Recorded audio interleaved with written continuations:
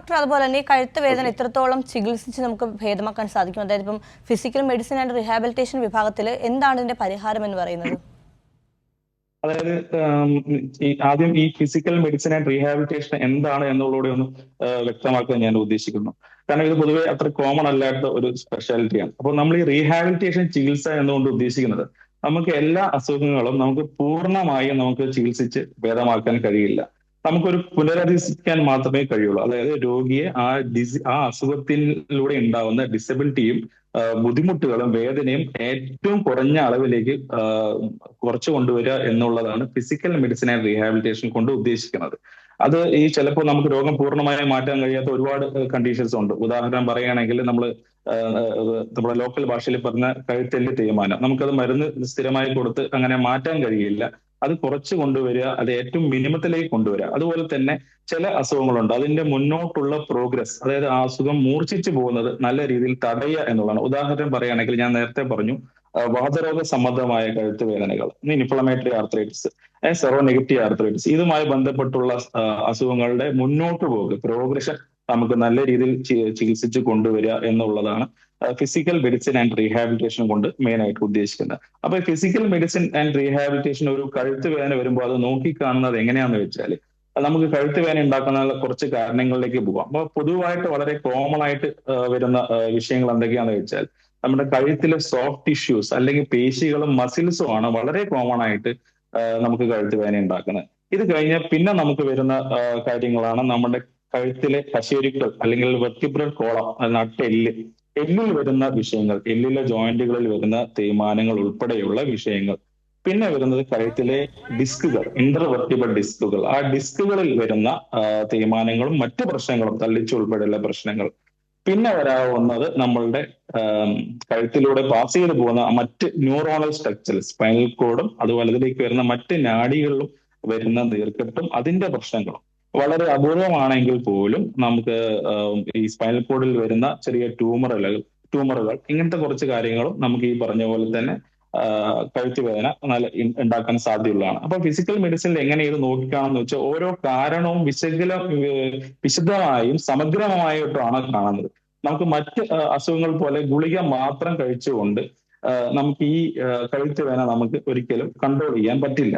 അപ്പോൾ ഇതിനോടൊപ്പം രോഗിക്ക് പല കാര്യങ്ങളും നമ്മൾ നിർദ്ദേശിക്കേണ്ടതുണ്ട്. അപ്പൊ ഗുളികകളുടെ കാര്യങ്ങൾ എടുക്കുകയാണെങ്കിൽ പലപ്പോഴും നമുക്ക് രോഗിയുടെ കണ്ടീഷൻ അനുസരിച്ച് non steroidal anti inflammatory drugs, oral steroids ചിലപ്പോൾ കൊടുക്കേണ്ടി വരും.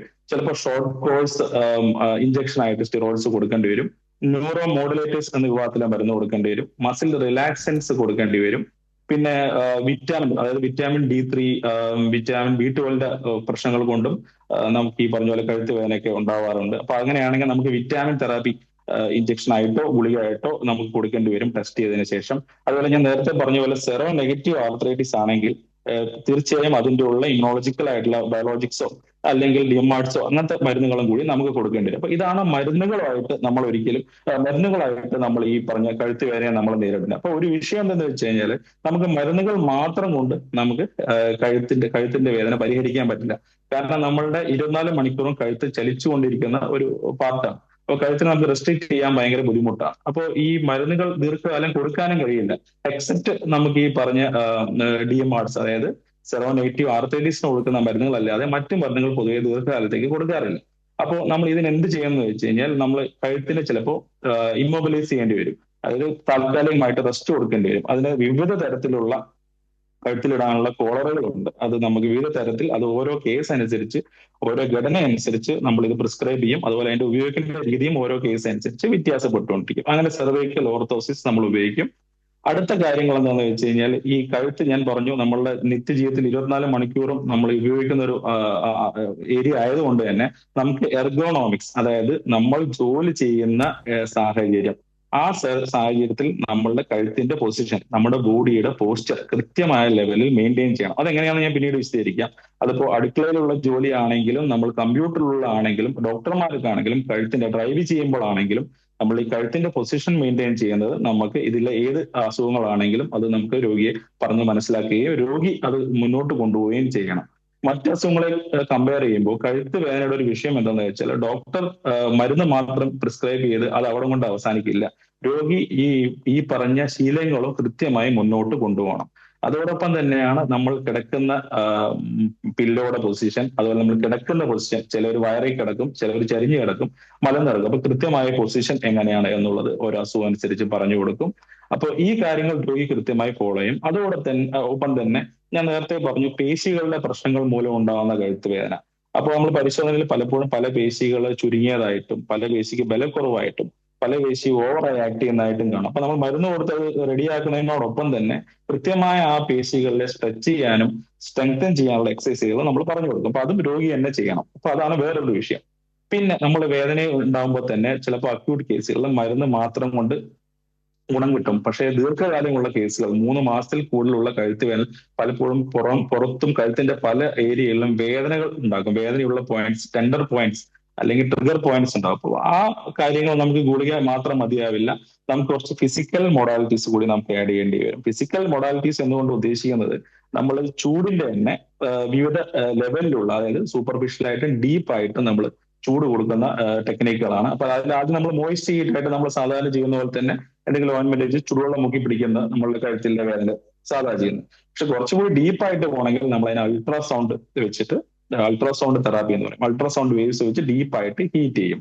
അതുപോലെ തന്നെ ഡീപ്പ് ഹീറ്റിംഗ്, ഇതല്ലാതെ തന്നെ ഇൻഫ്രാറെഡ്, സൂപ്പർഫിഷ്യൽ ഹീറ്റിംഗ്, അങ്ങനെ പല കാര്യങ്ങളും ഹീറ്റിംഗിൽ തന്നെ ഫിസിക്കൽ മൊഡാലിറ്റീസ് ഉണ്ട്. അതിനൊപ്പം തന്നെ നമുക്ക് ഇലക്ട്രോ തെറാപ്പി കൂടി യൂസ് ചെയ്യേണ്ടി വരും. അങ്ങനെ പെയിൻ അവിടെ ദീർഘകാലം നിന്ന് കഴിഞ്ഞാൽ, ക്രോണിക് പെയിൻ ആയി കഴിഞ്ഞാൽ ആ പെയിനെ ലോക്കലി കുറയ്ക്കണമെങ്കിൽ ടെൻസ് പോലെയുള്ള ഇലക്ട്രോ തെറാപ്പികൾ, ചെറിയ ചെറിയ കറണ്ടിന്റെ പൾസ് വെച്ചുള്ള തെറാപ്പികൾ നമുക്ക് ചെയ്യേണ്ടതായി വരും. അതുപോലെ ആ ട്രിഗർ പോയിന്റ് അവിടെ തന്നെ ദീർഘമായിട്ട് കഴുത്തിൽ നിൽക്കുകയാണെങ്കിൽ നമുക്ക് ആ ട്രിഗർ പോയിന്റ് മാനുവലി തന്നെ റിലീസ് ചെയ്യേണ്ടി വരും. ചിലപ്പോൾ ആ ട്രിഗർ പോയിന്റിൽ നമുക്ക് ചെറിയ ചെറിയ ഇഞ്ചക്ഷൻസ് കൊടുക്കേണ്ടി വരും. ആ ഇഞ്ചക്ഷൻസ് കൊടുത്ത് പിന്നെ നമ്മൾ കണ്ടിന്യൂസ് എക്സസൈസും കൂടിയിട്ട് വേണം പോകാനായിട്ട്. അതാണ് അടുത്ത കാര്യം. പിന്നെ ചില കേസുകളിൽ, ഇപ്പോൾ ഉദാഹരണം പറഞ്ഞു കഴിഞ്ഞാൽ നമ്മളെ ഫേസഡ് ജോയിന്റ് ഒക്കെ ഡാമേജ് ആവുന്ന കണ്ടീഷനിലൊക്കെ നമുക്ക് ചെറിയ സർവൈക്കൽ ട്രാക്ഷൻ, ഇന്റർമിറ്റന്റ് ആയിട്ടുള്ള സർവൈക്കൽ ട്രാക്ഷൻ കൊടുക്കാനുണ്ട്. ഇനിയിപ്പോ ഇത് കഴിഞ്ഞ അടുത്ത ലെവൽ എന്താണെന്ന് ചോദിച്ചു കഴിഞ്ഞാൽ നമ്മൾ കഴുത്തെല്ലില് നമ്മൾ ഫ്ലൂറോസ്കോപ്പിക് ഗൈഡഡ് ആയിട്ട് ഇഞ്ചക്ഷൻസ്, അത് സ്റ്റിറോയിഡ് ആയിരിക്കാം, ചിലപ്പോൾ നമ്മൾ ആ ഞരമ്പിനെ, നിരന്തരമായിരിക്കുന്ന ആ ഞരമ്പിനെ നമ്മൾ താൽക്കാലികമായിട്ട് കരിയിച്ച് കളയുന്ന ന്യൂറോ അബ്ലേഷൻ തെറാപ്പി അല്ലെങ്കിൽ റേഡിയോ ഫ്രീക്വൻസി അബ്ലേഷൻ, ഇങ്ങനത്തെ കുറച്ച് ഇഞ്ചക്ഷൻ പ്രൊസീജിയറുകൾ കൂടി ഈ പറയുന്ന physical medicine and rehabilitation professionals ചെയ്യാറുണ്ട്. അപ്പൊ ഇങ്ങനെയാണ് നമ്മൾ സമഗ്രമായിട്ട് ഒരു കഴുത്ത് വേദനയെ നോക്കിക്കാണുന്നത്.